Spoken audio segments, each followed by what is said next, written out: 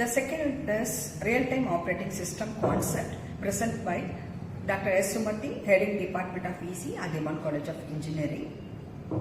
The topics covered under this unit is desktop operating system versus RTOS, architecture of the kernel task, task scheduler, interrupt service routine, semaphore mutex, mailboxes, message queues, event registers, pipe signals, timers, memory management, and priority inversion program. Operating system. An operating system is a piece of software that controls overall operation of the computer. It acts as an interface between hardware and application programs.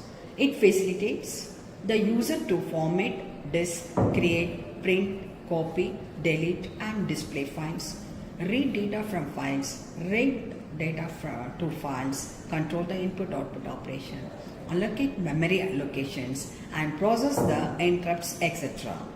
It provides the users an interface to the hardware resources, so the operating system can also be defined as a collection of system calls or functions which provide an interface between hardware and application program. It manages the hardware resources of a computer and hosting application that run on the computer. Hence it is called a resource manager. Actually, the core of the operating system is the kernel, which is typically a small, highly optimized set of libraries. The kernel is a program that constitutes the central core of an operating system. It has complete control over everything that occurs in the system. The kernel is the first part of the operating system to load into memory during boosting, that is system startup, and it remains therefore the entire duration of the session because it serves or record continuously. The kernel provides basic services for all other parts of the operating system. For example, Windows from Microsoft, Mac OS, MS-DOS, Linux, Unix, Xenix, Android for mobile. These are the example of the kernels. Real-time systems. Actually, the real-time system are those systems in which the correctness of the system depends not only on the output but also on the time at which the results are produced. Time constraint must be strictly followed. Real-time systems are two types: soft real-time system and hard real-time systems. So, in this, typical real-time applications are real-time system find application in various fields of science and technology.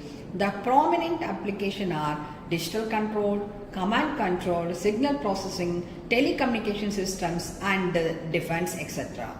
Next, desktop operating system versus real-time operating system.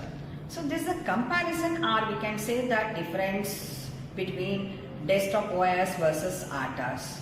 So one is general purpose operating system do not perform real-time task under desktop operating system, and synchronization is not difficult. Actually, synchronization is difficult to achieve in the desktop OS, but synchronization is must in RTOS.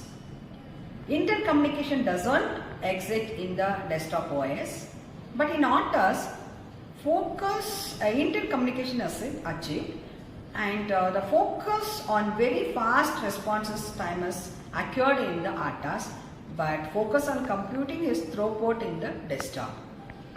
In desktop OS uses time sharing designed for multitasking, but in the RTOS uses time sharing design or event driven design.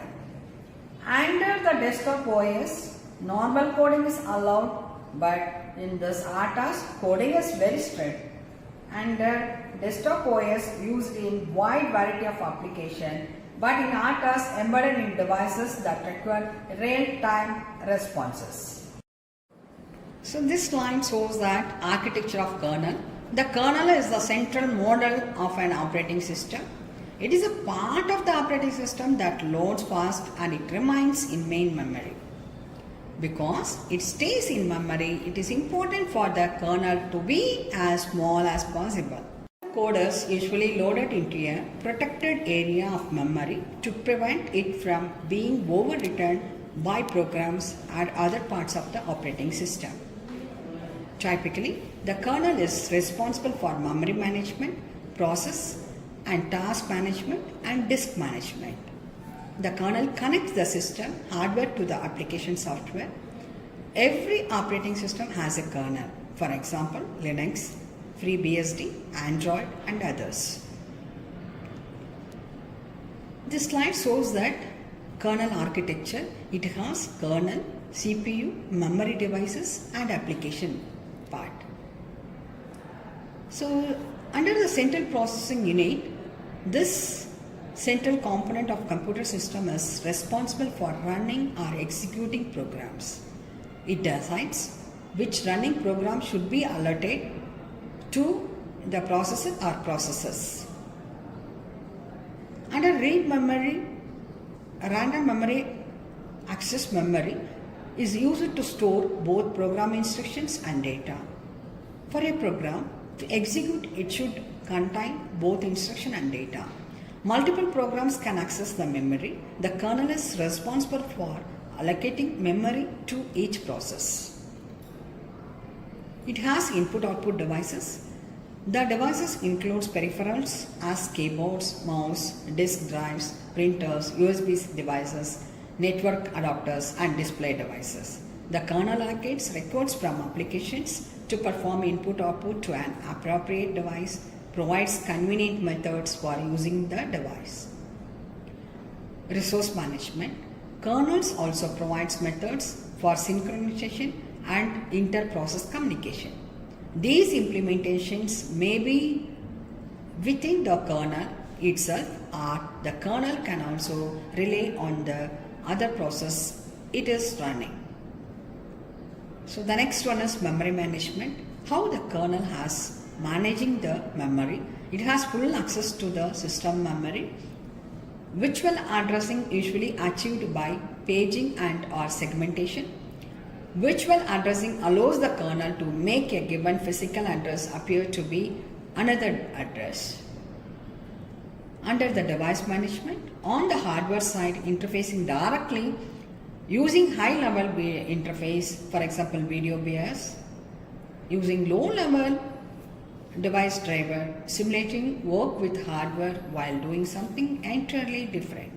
Device management on the hardware side, allowing the operating system direct access to hardware resources, implementing only primitives, implementing an interface for a non-driver support software, implementing a language, sometimes high level. So for example, PostScript. So using RTOS, we can execute many tasks. So this is an important topic in embedded real-time operating systems.